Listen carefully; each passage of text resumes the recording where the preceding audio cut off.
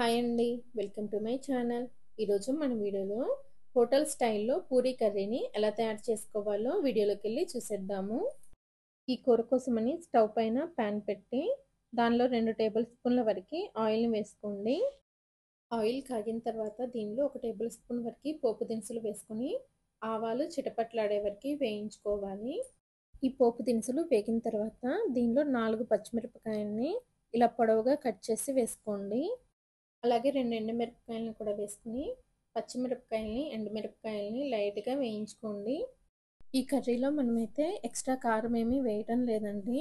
కారం వేస్తే టేస్ట్ బాగుండదు. పచ్చిమిరపకాయల్ని మాత్రమే వేసుకుంటున్నాము. ఆ పచ్చిమిరపకాయలతోనే టేస్ట్ బాగుంటుంది.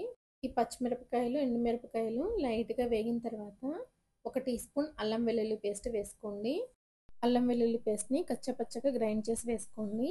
అల్లం వెల్లుల్లి పేస్ట్ కూడా పచ్చివాసన పోయే వరకు వేయించుకోవాలి.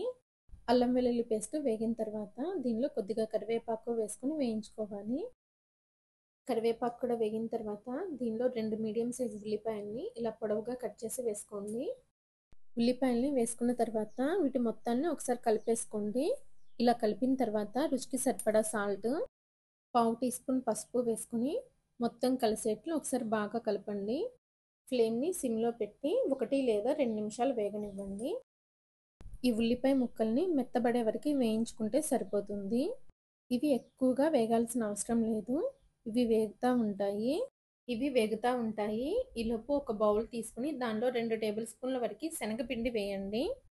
తర్వాత శనగపిండిలో కొద్దిగా నీళ్లు పోసుకొని ఎక్కడ ఉండలు లేకుండా బాగా కలుపుకొని పక్కన పెట్టండి. ఈలోపు ఉల్లిపాయ ముక్కలు కూడా వేగుంటాయి. ఇలా కాస్త మెత్తబడే వరకు వేగితే సరిపోతుంది. ఇలా మెత్తబడిన తర్వాత దీనిలో 1.5 గ్లాస్ వరకు నీళ్ళని యాడ్ చేసుకోండి. తర్వాత ఇది మొత్తం కలిసేట్లు ఒకసారి బాగా కలుపుకోండి. ఇలా కలిపేసిన తర్వాత ఫ్లేమ్‌ని మీడియం ఫ్లేమ్‌లో పెట్టుకొని ఈ నీళ్ళని మరగనివ్వండి. ఇలా మరుగుతున్నప్పుడు మనం ముందుగా కలిపి పెట్టాం కదా శనగపిండి నీళ్ళు, ఈ నీళ్ళని పోసి ఫ్లేమ్‌ని సిమ్‌లో పెట్టి మొత్తం కలిసేట్లు బాగా కలపండి. శనగపిండి నీళ్ళు పోసిన వెంటనే చిక్కబడుతూ వస్తుందిది. శనగపిండి మొత్తం కలిసిన తర్వాత ఫ్లేమ్‌ని సిమ్‌లోనే ఉంచి ఇంకొక 3, 4 నిమిషాలు ఉడకనివ్వండి. ఇలా ఉడికేటప్పుడే ఒక బంగాళాదుంపని ఉడికించి నలిపి వేసుకుంటున్నాను. మీకు బంగాళాదుంప వద్దనుకుంటే స్కిప్ చేయొచ్చు. ఇలా బంగాళాదుంపని వేసుకున్న తర్వాత ఒకసారి కూర మొత్తాన్ని బాగా కలిపేసుకోండి. కూరని మరి ఎక్కువగా చిక్కబడనివ్వకండి. ఎక్కువగా చిక్కబడిందంటే చల్లారేసరికి కూర గట్టిగా అయిపోతుంది. కూర చూసారా దగ్గర పడుతూ ఉంది. ఇప్పుడు కట్ చేసిన కొత్తిమీరని వేసుకొని ఒకసారి బాగా కలుపుకోండి.